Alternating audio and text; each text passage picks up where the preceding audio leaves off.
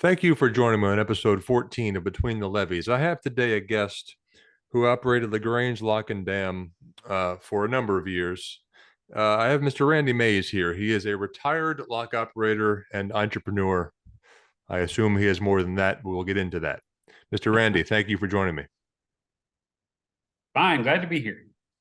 All right, tell me, let's start at the beginning. Where were you born, sir? Born in Lamar, Missouri in 1952. Okay. What were your parents do for a living at the time? My mom was a homemaker, mostly. She did work for a company called Big Smith, I think it was, and they made blue jeans there in a factory in Lamar. My dad was a salesman all of his life. As soon as he got out of the Army, he started into sales. When I was a little kid, he was selling fire extinguishers door to door. Must have been tough. But we moved out of Lamar, Missouri to Louisiana, Missouri. And we moved there because he got a door-to-door bread route.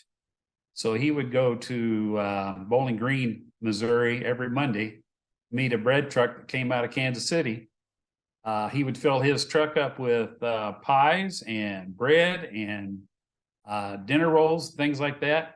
And then he would hit the road around Louisiana, going door to door, selling this product. And what he didn't have left on Saturday morning, he'd hit the road and everything was half price. And he got rid of his truckload every week. I look back, kind of amazed, but that's the way I made a living for his wife and 3 kids. What did he do in the Army? He was a mortar man, part of a 3-man team on an 81 millimeter mortar. He would carry the barrel from point A to point B to set it up again, while one of the guys carried the base and another guy carried the tripod and the sighting system. And then once they had it all set up, then he was loading mortar shells into the barrel as fast as he could. Was he overseas during World War II? He was. He went into the Army when he was 17. Didn't go very far at first, went to Fort Leonard Wood for his basic training. And then he went to the Pacific and joined in with a very experienced group who had seen battle, needed some replacements. And he stayed with them all the way through the end of the war. He ended up on the invasion of Luzon and went in there, and they took the Philippines over. While they were getting ready then to make the invasion on Japan, the 2 atom bombs were dropped. Japan surrendered. Dad went to Japan and drove for a lieutenant whose job was to drive around the countryside, getting a list of the names of all the people that were in charge, trying to keep some continuity in the trade over between their government and what the United States was going to do then. Right. For a couple of months, came home, he was done. Sure. And had he met your mother before then? He may have met her. They were cousins. Okay. I was waiting for the eyebrows to come up. They were distant cousins. I think they had met. They lived in towns about 6 miles apart. Okay.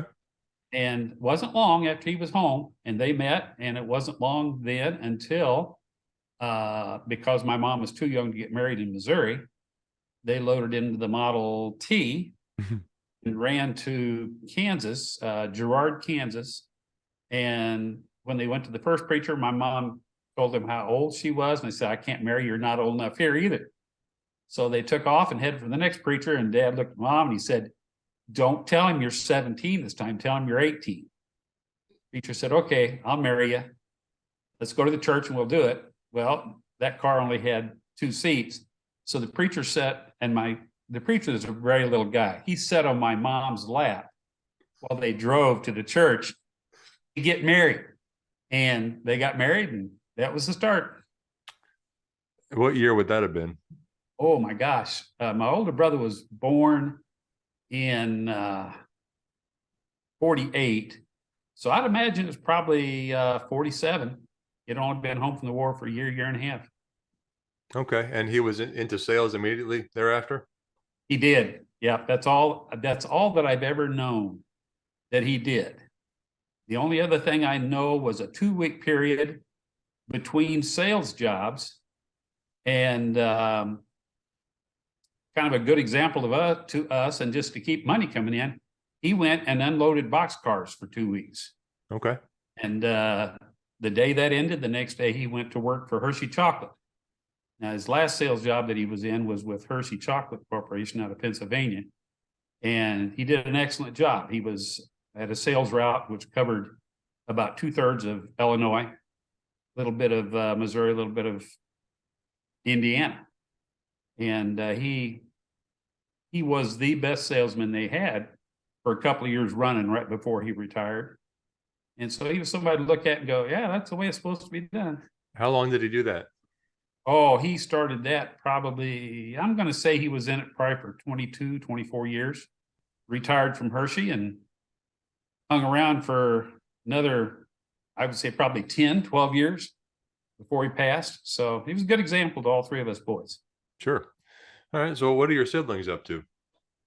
My older brother's retired. He was a Navy fighter pilot for 6 years. And he got out and pretty much immediately went to work for Delta Airlines, worked for them until he retired when he was about, I think he was about 58, maybe 60, I'm not sure. Retired from them, and he hasn't worked a full-time steady job since then, but he's a creator. He's an artist. And so he does a lot of glass carving. Okay. And his area of interest is in orchids. And so he does very well. He's very good at it. He's had items and shows or in exhibitions at the Smithsonian. And so along with the carving, he has a couple of greenhouses where he grows orchids. Okay. My little brother works for Delta now. He's been with Delta about 45 years. And he runs I want to say Sky Club, but that's the old name of the hospitality room that Delta has. He runs one in Raleigh-Durham, North Carolina. Okay. Be retiring here in a year or two. Both of them are married, and both of them pretty good guys. Good deal. Did your older brother serve in Vietnam? No. He was in the Vietnam era. He was in the Navy while I was in the Air Force during the Vietnam era. Neither one of us went to Vietnam. He, right out of his basic flying training, they wanted to hold him back as an instructor. And so they did that, and he knew that was going to slow his progression into bigger and better fighters and things like that. So made some kind of a deal with him where if he did stay back as an instructor for 1 or 2 years, then when he got out, he'd have his choice of assignments. So he went to Virginia Beach, and he was a ferry pilot. He would pick up any kind of airplane or jet here or there, carry it around or fly it around the country, deliver it, pick up something new there, take it back to a base for repair. And he's just all over the place in Central and America and in the United States. So Okay. he probably flew 15 or 20 different type airplanes. And what did you do in the Air Force? What did I do in the Air Force? I was an analyst on aircraft and missile maintenance. My job was to look at maintenance records and look for trends in parts failures and things like that. We did some publications each month, and it wasn't a very exciting job. If I had to pick a job for myself, especially because I was kind of poor in math in school, I wouldn't have picked that job, but they didn't allow me to pick the job for myself. Right. Always had good people to work with. I stationed in McChord Air Force Base in Washington State. Our office was right on the transient aircraft flight line, so I got to see all kinds of airplanes coming and going to Vietnam. I've always enjoyed airplanes. Went from there down to Florida to a air rescue wing, which was very interesting. My office was right in the hangar. We had HH-53 Jolly Green Giants and C-130s of different types. We could refuel our helicopters with our 130s. We could pick people off the ground as we flew along in our 130s, which was Fulton recovery system. You'd set him up first on the ground up in a suit with 1,000 little rubber bands coming off of him. And then you'd fly the C-130 along, and you'd clip into the line right between two rubber balls. And when you clip into that line, this guy would go straight up off the ground, arc out over the plane, and then come back and you'd reel him in the back of the plane. If Is that anybody right? movie Green Berets, they did that one time in the movie Green Berets. Hmm. Okay. Did you attend college before going into the military? No, I attended, I probably got a year and a half of college altogether in Tacoma when I was stationed there, and down in at Eglin Air Force Base in Fort Walton Beach when I was stationed there. Okay. That's really college that I got. Were you? You said you weren't good at math. Were you drawn to anything growing up academically? Uh, no, I'm afraid I wasn't. The report always came back after the test, doesn't apply himself. I didn't know how to apply myself, I guess. Yeah. Uh, Graduation was kind of a tenuous situation. They said, we're going to give you the folder that's got your graduation diploma in it. Now, if you didn't graduate, we're still going to give you that folder, but there may not be a diploma in it. Yeah. So I went up on the stage, they handed me the diploma. I went back and I sat down and I very slowly and very carefully opened up that folder. And I thought, holy cow, I made it. So yeah, I graduated from high school. Gotcha. All right. So getting out of the Air Force, where did your career take you? I assume you met a lady along the way. Yes, I did. Trying to think. Oh, between being stationed in Washington State and going in Florida, I became acquainted again with a girl that I had known when she was 7 years old. And we got married within 6 or 8 months. And when we left Florida, we went to Montana, to Malmstrom Air Force Base. It was a Minuteman missile base. And she joined the Air Force then, just because she got tired of looking for jobs as we would move. Right. Joined the Air Force. She got out of basic training, went to tech school. They said she doesn't need tech school. And she came back then to Great Falls, to Malmstrom, and she became the wing's secretary, executive secretary for the wing commander. Okay. We stayed together the whole time. She was in the Air Force. She got pregnant with our first child. Then she got out of the Air Force. Then I got out of the Air Force after 8 years. And I think it was 87. We got divorced. And I sold a couple of businesses and moved her and the children back to Illinois. And then a few months later, I moved back. And so that put us in Illinois. What businesses were you into that you were able to sell at that point? I had a construction business out there. It was kind of a specialty business. We worked on bad foundations on houses. Okay. And in Falls, Montana, they have a very expansive clay soil that just tore houses up. And so we had a lot of business with that. Then I had another business because of the soils again, tearing up drywall in houses. I had another business where all we did was repair drywall in homes, and both of them pretty good businesses, and both of them I was able to sell and got out of town. Roger that. What are your children up to? I've got 2 daughters in Chicago area. I've got 2 stepdaughters out in California area, and I've got a son that lives on Vancouver Island, British Columbia. The 2 daughters up in Chicago, the oldest one is number 2 or number 3 position on the second largest nonprofit organization in the United States called Okay. Feed the World, I think is the name of it. They're tied in with almost every food pantry in the country. My youngest daughter runs a division of a major, I think it's the #1 home building company in the United States. Has 2 daughters and lives up in the Chicago area. The 2 girls out in California, one of them is a manager in the finance industry, and the other one works for one of the largest heating and plumbing companies out in San Diego. And as far as I understand, she runs all of the parts purchasing for them. So all 4 of those ladies have very good jobs. My son has kind of like me. He has a bit of a hard time getting hooked up on something, staying with it, just because he likes to do things he enjoys, and he does. He ran on a towboat here in the United States for a short while and has done some other things. He worked with the Park Service, the Federal Park Service up in Glacier National Park for several years. And he has been a wildland forest firefighter probably for 15 or 18 years now. And right now, as a permanent job, he works as a deckhand on the British Columbia ferry boat system.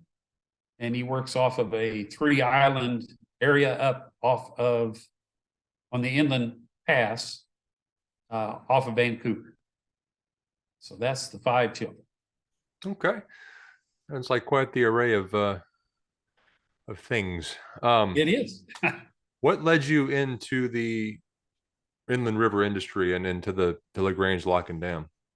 Well, initially it was just me being mesmerized with the boats, barges on the rivers. When I was 3 years old, we lived in Louisiana, Missouri, right next to the river. And every day my mom would put my little brother in a stroller and I would walk along, and we'd walk up to the top of Cemetery Hill in Louisiana. And from there we could see probably 20 miles upstream on the Mississippi. And we could see all the way downstream, another 10 miles probably to the Lock and Dam at Clarksville, Illinois. Loved getting to the top of that hill and seeing if there's anything coming or going. On weekends, because my dad did run a bread route, we didn't have much money. Our weekend excitement was to get in the car, drive to Clarksville. Halfway down, there was a natural spring that came out of the side of the hill, and we'd wash the car there.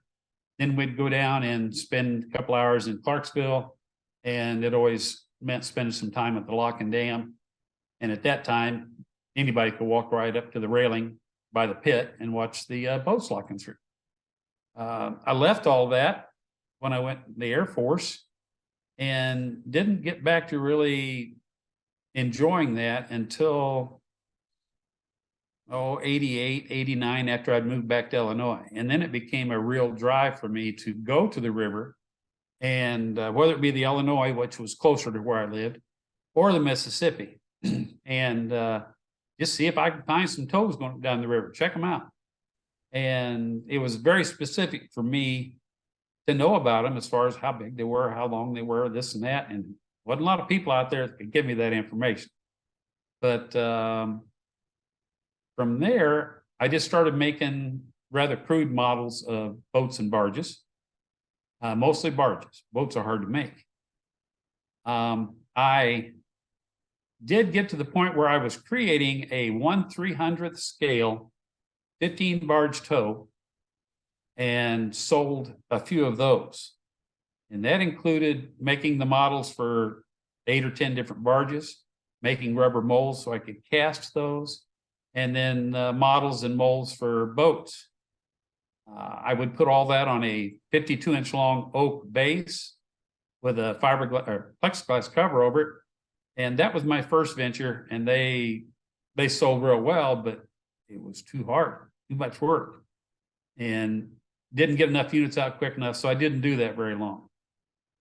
From there, I decided one evening that I wanted to make a keychain, and I wanted to make the piece on it as a small barge. So Right. I created and then made a mold and cast this small barge out of resin.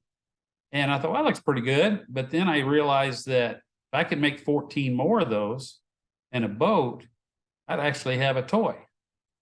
So I made models for, in the end, about 23 or 24 different barges and 6 different boats. The problem was how you put them all together and play with them. And I realized that if I took a plastic mat and put pins on it, I could drill holes at the bottom of the barges and set everything up as toes and push it around the carpet. So I did that from 94 until 2004, 10 years. Okay. And in that 10 years, I cast over 1 million pieces. And it was those pieces all went together to make over 35,000 boats and 250,000 barges that I sold as the toy sets. So, What was the process of actually making those? well, initially I would just take a 1x10, whatever wood I wanted, and create the small models. I've always enjoyed model making. It was very fine work, some of it on some of the later barges, especially had a lot of detail to them. And I would make the model, and then I would use RTV rubber, which is room temperature vulcanizing. In other words, once you mix it up, you don't have to heat it to get it to cure anything else. Just pour it around your model, let it set for 3 days, take your model out, you've got a void, then you can pour resin in. And I had enough molds by 2004 when I sold that. I had probably had 100 different molds sitting around.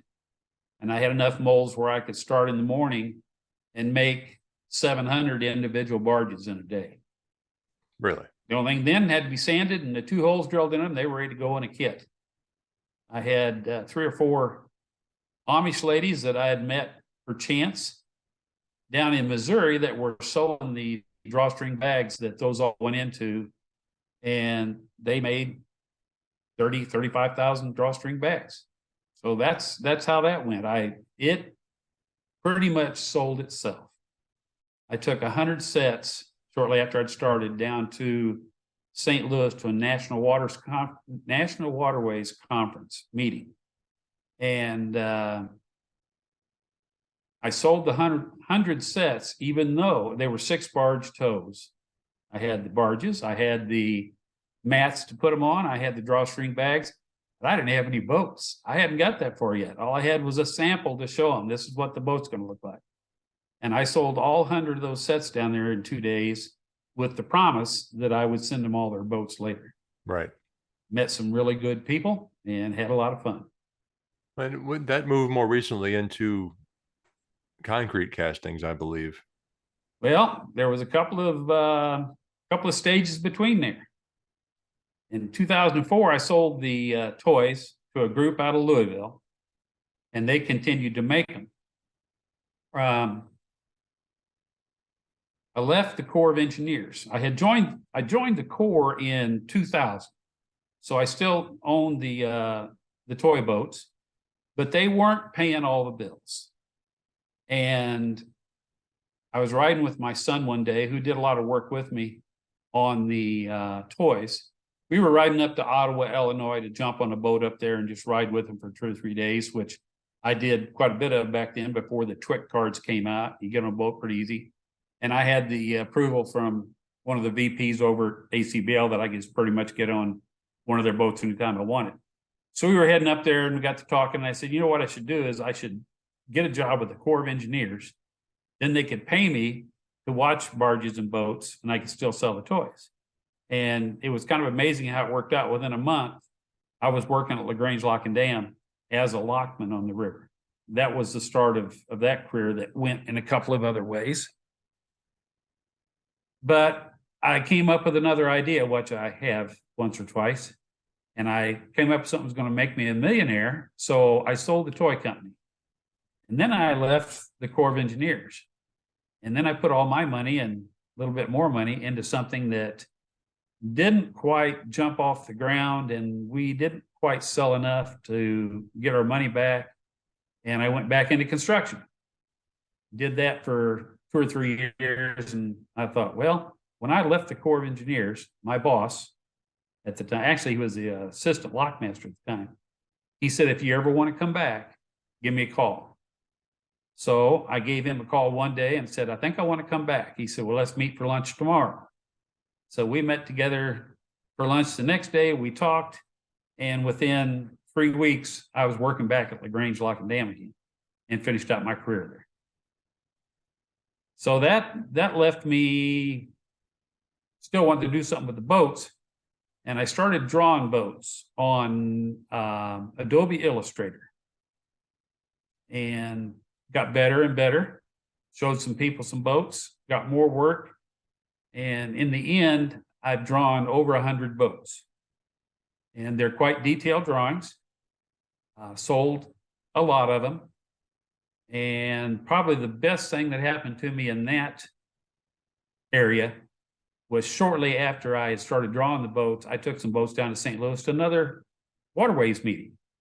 And I got several interested comments down there out of Chesterfield, Missouri. Mark Kanoy called me, and he ordered well over 1,200 framed prints be delivered to all the people that worked for, I want to say AEP. Who was it that had that went together with AEP? It was Mark Kanoy with AEP, but he went to ACBL. Yeah, but Mark was with Mimco at the time. He was Right. president of Mimco, Right. and then AEP. When they got ready to buy out AEP, no, excuse me, they got ready to buy out B&H Towing out of Paducah. And they were coming up with a new line of boats. I think there were 6,000 or 6,200 horsepower boats. The first one was the AEP Mariner. He wanted to do something special to recognize that. So he had me do the 1,200 prints. So I did the drawing first of the boat, which was still being built down at Homa. We got those printed. We cleared everything out of our house to set up a production shop there under the promise to my wife that when I was done, I would buy all new carpet for the house before we brought the furniture back in. But we had 2 semi-loads of foam core for mounting the prints, frames, packaging material, cardboard boxes. So that was probably a 5-month process. So that was part of the drawing of the boats, which I continue to do. Then several years back, I started making collector smokestacks. These are small smokestacks. There's 2 sizes. The smaller ones are about 1 3/4 inches. The bigger ones about 3.5. And it's just something small for the guys to collect. If they've worked for 5 companies, they can get 5 little smokestacks and set them on a shelf. And to date, I make those for about 170 different companies, both brown water and blue water. Okay. Still do that. I have sold quite a few recently. Had a good fall season here with those. And from there, I kind of slowed down, laid off. I was working back with the Corps, got retired from them. I wanted to say thank you to a lot of the people or some of the people in the industry who had dealt with me throughout the years, both on selling the toys to them. I had several companies that ordered hundreds of sets of the toys from me. Had several companies like Mimco and Mark Kanoy that had ordered a lot of prints from me. I wanted to come up with something just to say thanks. So there's a guy who lives south of me about 30 miles that has a company that makes concrete lawn ornaments. And so I got a hold of him one time, and I said, or one day about a year ago now, and I said, if I made a boat, could you turn that into a lawn ornament? And so he said, well, let me see some drawings. I gave him some drawings. He said, sure. So I made the first boat, and what I said, all I want is about 2 dozen of these. So I know I'll pay you for the mold. I said, I just want 2 dozen of these. That's what I want to give them to friends in the industry, and I want to give them to companies that I've dealt with, just to say thanks. Kind of as my, all right, folks, I'm done. Here you go. He said, I'm not going to charge you for the mold. I said, you're not. He said, no. He said, I think you'll sell more than, or he said, I think you'll need more than 2 dozen of these. I said, okay. So he made the mold while we're on vacation. He cast the first piece, sent it to a picture to me. He said, I think we're in business. And so it's a one-man show on my end, except for him. And he's got 12 people working for him down there sometimes. But they do all of the casting down there. So all I do is take the truck and the trailer down there, fill it up with boats and barges now, and take off delivering them. So that's how that got started.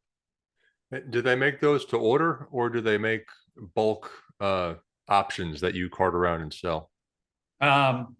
Since they started, the first pieces came off in April, I think it was.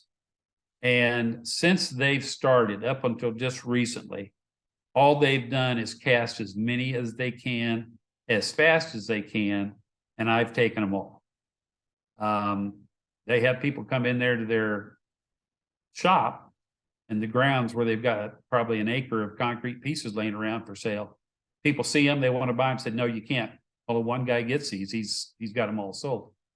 And when I leave to go on a trip, normally I've got 70 to 85 pieces of concrete, and they're all pre-sold before I leave the house. So we got a boat and a boat and 4 barges in production now, plus a set of buoys. And during the next year, I'll probably add at least 2 more boats to that, and up to maybe 7 different barges. So Okay. No, I'm working on that. thoroughly enjoying watching it all develop on Facebook. Tell me what you can about your career with the Army Corps of Engineers from start to retirement. Well, I went to work there it wasn't a full-time position, but I worked full-time. And we had the union leader for our Corps district, worked at our lock and dam as a lockman. He was gone so much, they needed somebody to fill his shifts most of the time. So that's why they brought me in. And so they teach how to lock boats. That goes pretty quick. You're always learning after that, but the initial process is pretty quick. And when they're done with that, at the time, we were one of the few places on any river that was still running steam on the river. We had a steamboat at LaGrange. They had a steamboat up at Peoria. They were boats that were made just to work on our Wicket Dam. We've got a Wicket Dam there and Wicket Dam at Peoria. 109 individual sections, 4 feet wide, that we could drop to the bottom of the river or pick up depending on what the water was. And when we dropped in the bottom of the river, the tows, the boats and the barges would go right over the top of the dam. So it's quite an active process keeping things stable there, and 20 wickets up, 20 wickets down, all up, all down, whatever. So that boat was a steamboat still, years and years old. And they taught us how to run it first. So I started out running steam on that, always with the fear that we had been promised that this steamboat would be gone by now. They were building us a new boat up on the Great Lakes to take its place. And so because the Corps thought it would be gone any day, which by the way, wasn't until 6 years later, they never did test the boiler. We never did treat the water that we were taking straight out of the river and putting into our boiler. So we all knew that the history of steam boilers is that you treat them right or they treat you wrong.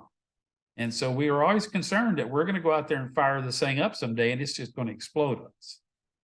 So got to know that. We had a small boat that was built down in Alton, Illinois, at Alton Boat Works. And that was the tug that we would actually push our steam maneuver boat around with. So then I got to running it. And all the time locking, but running the boats whenever they needed it. When I retired, I came back. They had a new diesel powered maneuver boat for the dam. So that was nice. Still had the same small tug. So I stepped back right into that locking and running the tug, and running the boat wasn't quite as exciting anymore since we didn't have steam anymore. Pretty soon we got a 50-foot tug out of the Dubuque area. And so started running that, ran that quite a bit, did some instructing on it for new guys. And in 2000, this is 22, I'm going to say about 2018 probably. I had my time and my 8 years in the Air Force, put it all together and retired. And that was the end of that, I thought. 3 months later, I was working for the Corps of Engineers again at LaGrange Lock and Dam. We were doing a major overhaul on the lock and dam there. And so they asked if I would come back and run just a very small part of that show. And so I went back on a 2-year contract. And when that 2 years was over, I walked away, and I was really ready to retire that time. So that was good. Sure. And you're staying busy enough, I think, with your lawn ornament business there, huh? I do. Yeah. We've got about a 4.5 acre piece of property here that my wife does a lot of work on keeping up, and I help her with it some, and we're always changing and doing something to it. Travel. We like to travel a bit and see the kids and see the country.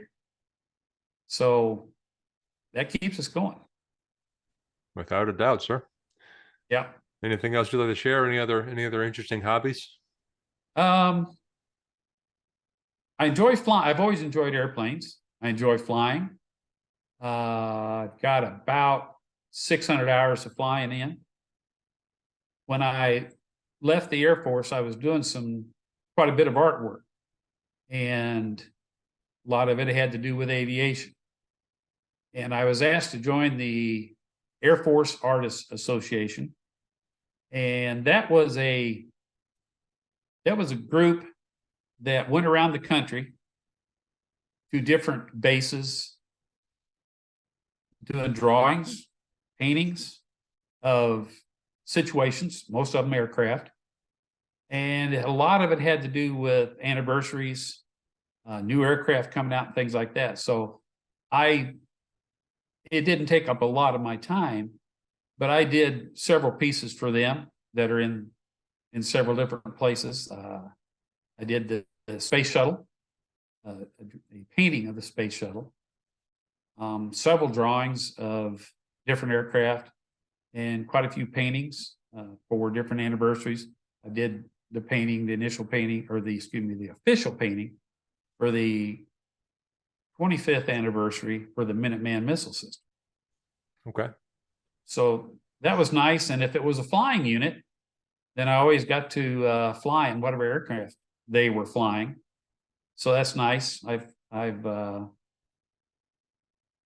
have flown in refueling planes over Nebraska. We refueled the Thunderbirds over Nebraska one day, and I've flew in cargo planes, helicopters, bombers. Flew with my brother in a Navy plane one time. He stopped by in Great Falls on his way to deliver a plane. He said, "If you can get a flight suit tomorrow, we'll go for a ride." So I found a flight suit. The next day we went for a nice ride. P-51, I've flown a P-51, which was nice, and an F-4. So two of the best fighters that are ever built, I have flown. Just when I say flown, I mean just to take the controls for a few minutes and steer it around a sky that they made sure was clear. Right. So I enjoyed it. Yeah. Was it, other than those two, were there anything else that you especially enjoyed flying in or being a part of? I had my own plane with a friend for several years. It was a Cessna 182, and it was a good flying plane. I was living in the mountains in Montana at the time, and it could get me out of pretty much any airstrip, no matter how high we were and how much fuel I had on. It had some power. And there was a period over about 8 months probably that I flew to work every day, from Great Falls north to Shelby, Montana, and then Great Falls north to Conrad, Montana. There's a big belt of nothing but wheat and barley. And so I had a contract with the Burlington Northern Railroad system at the time to build the foundations for grain terminals when they went to running all unit trains up there. So I would fly to work in the morning with three guys, and we'd get out and meet the rest of our crew that had stayed in motels, and we would work all day, and I'd fly home every night. So that was nice. And I think that's probably my most enjoyable times, was having that plane and being able to fly it. So that was during the construction business era? Yes. Yep. How long did you run that one? Well, I started as a sideline down in Florida when I was stationed in the Air Force down there in 73. I left Montana in 87, sold the two of the sideline businesses in 87, came to Illinois, went right